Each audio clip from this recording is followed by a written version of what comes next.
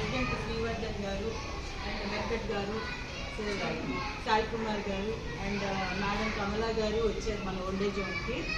And ఈరోజు doctor Soumya గారి husband Rakesh గారి బర్త్డే సందర్భంగా మనకి ఓల్డేజ్ హోమ్ కావాల్సిన groceries, diapers and BP machine and mask, gloves ఇవన్నీ ఇచ్చారు.